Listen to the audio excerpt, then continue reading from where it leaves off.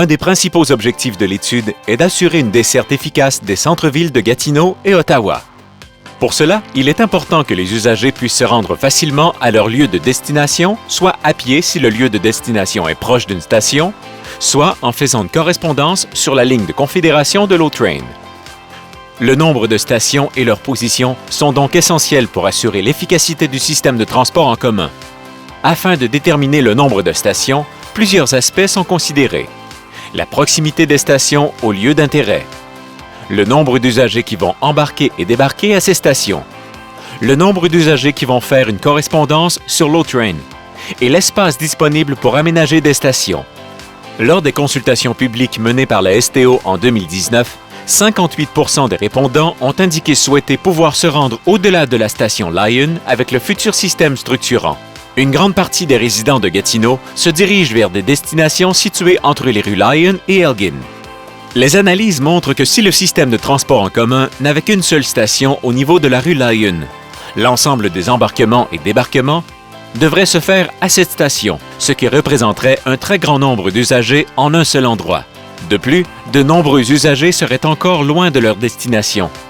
Une correspondance sur l'O-Train pour une distance d'une ou deux stations serait donc nécessaire et allongerait considérablement le temps de déplacement.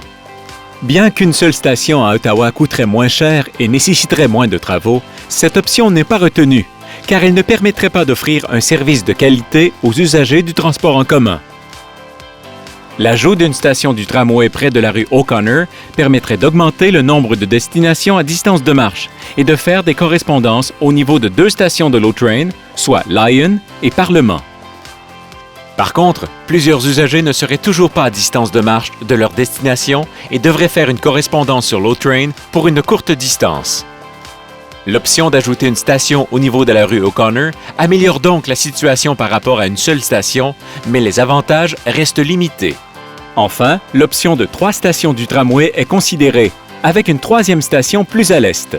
La présence de 3 stations permettrait à de nombreux usagers de se rendre à pied à leur lieu final de destination, sans avoir à correspondre sur l'O-Train, ce qui réduit les temps de déplacement.